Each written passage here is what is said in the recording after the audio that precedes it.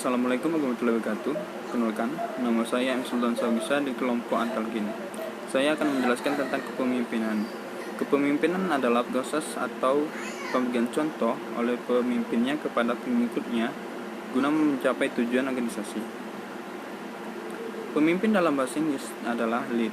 L yaitu loyalitas atau loyalty, adalah seorang pemimpin harus mampu membangkitkan loyalitas kerjanya dan memberikan loyalitasnya kepada pekerjaannya atau sesuatu yang dia kerjakan.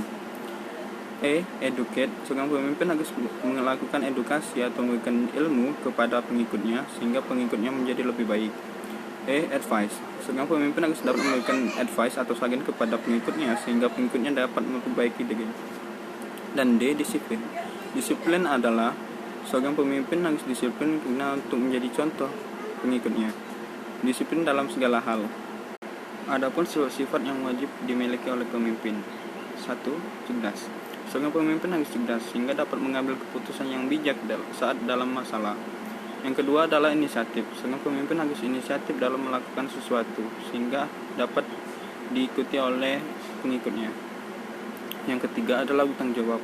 Seorang pemimpin harus dapat bertanggung jawab atas segala keputusan yang diambilnya. Yang keempat adalah dapat dipercaya. Seorang pemimpin harus dapat dipercaya oleh pengikutnya sehingga pengikutnya dapat menjalankan apa yang diperintahkan oleh pemimpinnya tanpa ada sedikit pun kegagalan. Yang kelima adalah rela berkorban. Seorang pemimpin harus rela berkorban untuk pengikutnya. Adapun contoh pemimpin yang saya ambil adalah Sultan Mahmud Badaruddin II. Sultan Mahmud Badaruddin II lahir pada tahun 1767 dan wafat pada tahun 1852. Sultan Mahmud Badaruddin II adalah pemimpin Kesultanan Palembang selama 2 periode. Yang pertama adalah 1803 sampai 1813 dan selanjutnya adalah 1818 sampai 1821. Dalam masa pemerintahannya, Sultan Mahmud Badaruddin II seringkali memimpin pertempuran melawan Inggris dan Belanda. Seperti contohnya adalah pertempuran Menteng yang dilakukan pada tanggal 14 Juli 1821. Nama Sultan Mahmud Badaruddin II kini diabadikan menjadi Bandar Sultan Mahmud Badaruddin II di Palembang dan menjadi tokoh pahlawan di uang pecahan 10 ribuan.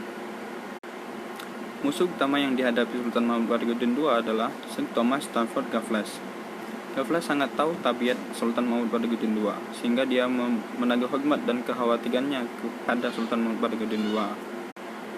Bersamaan dengan kontaknya antara Palembang dan Britania, hal yang sama juga dilakukan oleh Belanda. Belanda dalam hal ini melalui utusannya yaitu Sir Thomas Raffles tadi berusaha membujuk Sultan Mahmud Badaruddin II untuk mengusir Belanda dari Palembang. Dengan bijaksana, Sultan Mahmud Badaruddin II membalas surat Raffles yang intinya mengatakan bahwa Palembang tidak ingin terlibat dalam permusuhan antara Britania dan Belanda. Itu adalah salah satu contoh sifat kepemimpinan yang bijaksana yang dilakukan oleh Sultan Mahmud Badaruddin II, lebih mementingkan kepentingan masyarakat banyak daripada kepentingan pribadi. Walau pada akhirnya Palembang menjalin kesepakatan kerjasama dengan Britania, dengan catatan Palembang yang lebih diuntungkan pada saat itu.